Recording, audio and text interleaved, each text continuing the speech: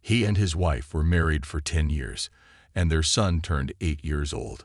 For 16 years, their lives were closely intertwined. They were completely devoted to each other and their child.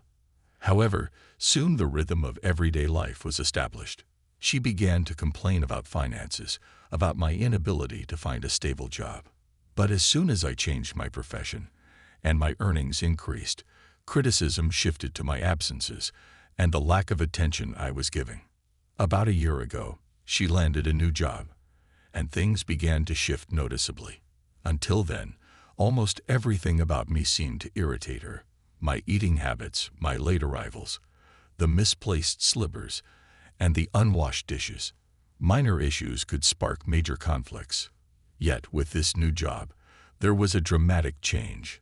Not that she became more affectionate, far from it, but she simply ceased to notice many things, showing a general disregard. As for intimate relationships, she remained accessible, but treated them as distantly as she did her daily duties. She tried a new hairstyle, dyed her hair blonde, and updated her makeup. Delays at work and business trips became frequent, sometimes lasting 3 days, sometimes 10. She started with a small lie and moved on to a bigger one. For example, she claimed that she stayed the night with her mother because she was ill.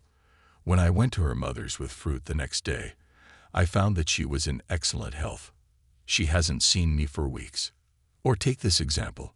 She mentioned that she was going to a cafe with her friend. Later, when I bumped into her friend and asked about their walk, she seemed puzzled. One night, while she was asleep, I went through her phone and discovered the truth through a WhatsApp chat. Messages like, "I miss you. I don't know when I'll see you again. My husband seems to suspect something. I barely managed to get away yesterday. Just tell him the truth already. I'm not sure if I want to change things. I'm afraid of making a mistake, and there's no clear reason yet. Let's just leave things as they are," and so on, made everything clear.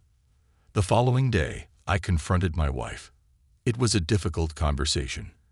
Initially, she denied everything, but eventually, she admitted to being involved with someone else. "I'm sorry." I asked her what she felt was missing. Her response was that, apparently, something was lacking. It's hard to control the heart, and you can't force feelings to arise from nothing. She acknowledged her wrongdoing and admitted that she had behaved poorly. She said if I chose to divorce her, she would understand and wouldn't resist. I then inquired about her desires. Did she love him? She wasn't sure if she was even capable of loving anyone, but she did feel content with him. I asked her about us. She said I was a good father, husband, and man. She felt comfortable and secure with me, but the passion and attraction she once felt had faded. I asked what we should do next. Her answer was uncertain. She suggested I make the decision. I proposed that if I didn't want a divorce and was willing to forgive her, would she be open to starting over and moving past this? She pondered and replied that it wouldn't be the same as before, at least not immediately. I suggested we shouldn't make any hasty decisions. We could always choose to divorce later, but we should consider our son. She said she was very confused, needed time alone to sort out her feelings, and asked for that time. To give her space, we would need to live apart. She offered to help me find a place to rent. I questioned why I should move out of my own apartment. She said if she moved out, it would be permanent, and the divorce would be inevitable. She also mentioned that it was better for us not to cross paths, and perhaps it would be better for our son as well. She planned to tell him I was on a long business trip. So I found a room in a nearby neighborhood after searching for 2 weeks. I sent her my first message. "Hi, how are you? How is Sam?" I received no reply. I also told her how much I missed them both. Again, there was no response. I tried calling, but either she didn't answer or the calls were ignored.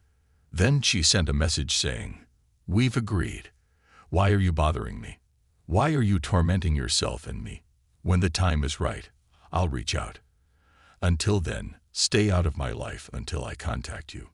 I asked if our son missed me. No response. After 3 hours, I texted again, requesting that our son not be informed of my presence. He should believe that I am out of town or even out of the country. 3 months passed with no word from her. I continued transferring money to her account each month, using only what I needed for gas, my rented room, and basic necessities. When my son's birthday arrived, I decided I couldn't wait any longer. I bought him a gift and showed up unannounced. My son was overjoyed to see me and even cried with happiness. But what I discovered at their home left me stunned. It turned out that the man my wife had been seeing had moved into our apartment and was living there with her. I found them together. She left him and our son at the table and dragged me into the hallway, where she threw a fit. She said, I almost couldn't wait any longer. She claimed that my unexpected appearance had ruined everything. She had intended to break up with her lover and reconcile with me, but felt I had thwarted her plans. I told her straight out that she had lied, that she had deliberately kicked me out to bring him in, and that I was filing for divorce. I could no longer tolerate the situation. From the doorway, she said, think what you want and do what you will. I don't care anymore. Then she left. I ended up renting a room from a young woman who had recently moved to our neighborhood. She had come from another city for work, having left her alcoholic husband and daughter with her sister temporarily. She planned to retrieve her daughter once she was more stable. Initially, we interacted as neighbors, and later as friends. While I didn't develop any romantic feelings for her, she provided a distraction and helped me focus on something other than my troubles. Just as our friendship seemed to be settling, I received a message from my wife. Hello, how are you? I'm feeling awful right now. I can't handle this anymore. I replied, why should I comfort you? We're done. He moved out the day after our last meeting. She responded, please come. I need you now more than ever. I know it's absurd, but I can't take it anymore. If you don't come, I might throw myself out of the window. Our apartment is on the 7th floor. I lost my composure and went over. My son was at school, and the apartment was in disarray. She was no better off. Despite the heavy makeup, her face looked pale, with dark circles and bruises under her eyes. She wore a tattered silk robe over her bare body, and her blonde hair was disheveled. When I asked why she had called, she explained that this was still technically my house. She begged me not to leave her alone, as she couldn't cope with being abandoned by her lover. She claimed that it wasn't him who left her, but rather she had thrown him out. She tried to hug me, but I pushed her away and told her to get dressed properly and clean up the apartment before our son returned from school. It was in such a sorry state that it was almost unbearable. She started crying, lamenting how foolish she had been and how much pain she had caused me. She insisted there was no forgiveness for her actions. I told her bluntly, get it together. It's disgusting to look at you. As she moved around, I sat in the kitchen, deep in thought. I had waited so long for her to come to her senses and reach out to me. I had endured so much, feeling lonely and desperate. And now, when the moment had finally arrived, I felt no joy. I was emotionally drained. Despite my desire to walk away, I stayed, uncertain of her intentions.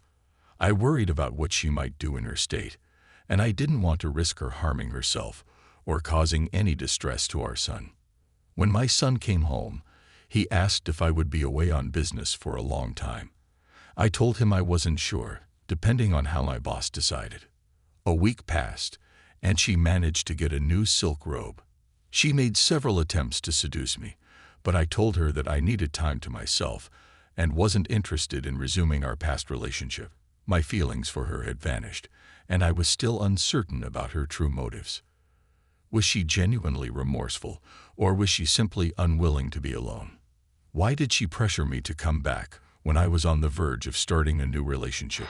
What really happened between her and her lover that led to his sudden disappearance and left her in such a desperate state?